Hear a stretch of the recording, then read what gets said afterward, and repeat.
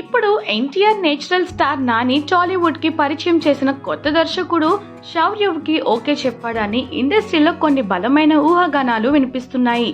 దీనితో ఈ సినిమా పట్ల ఎన్టీఆర్ ఫ్యాన్స్ కొంచెం టెన్షన్ ఫీల్ అవుతున్నారు.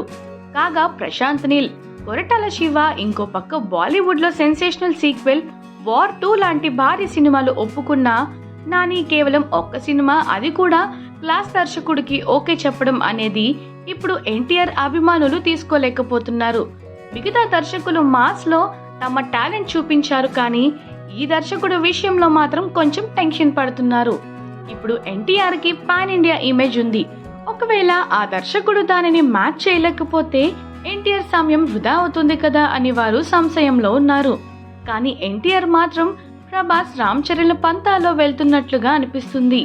రామ్ చరణ్ ఇప్పుడు కేవలం ఒక్క సినిమా ఎక్స్పీరియన్స్ ఉన్న బుచ్చిబాబు సానాతో సినిమా చేస్తుండగా, ప్రభాస్ కూడా రాధేశ్యామ్, సాహో, ఆదిపురుష్, ఇప్పుడు కల్కి తక్కువ సినిమాలు చేసిన దర్శకులతోనే వర్క్ చేశాడు. సో ఇదే స్ట్రాటజీలో తారక రాముడు కూడా వెళ్ళాడని చూస్తున్నాడట. శౌర్య చెప్పిన కథ నచ్చింది కాబట్టే ఓకే చేశాడని టాక్. మొత్తానికైతే ఎన్టీఆర్ తన ఫ్యాన్స్ లోని టెన్షన్ ని పోగొడతాడా లేదా రెట్టింపు చేస్తాడా అనేది మాత్రం వేచి చూడాలి. కాగా ఇప్పుడు దర్శకుడు కొరటాలతో దేవరా సినిమాలో బిజీగా ఉండగా, ఈ సినిమా ఈ ఏడాది సెప్టెంబర్ 27న గ్రాండ్ గా రిలీజ్ కాబోతుంది.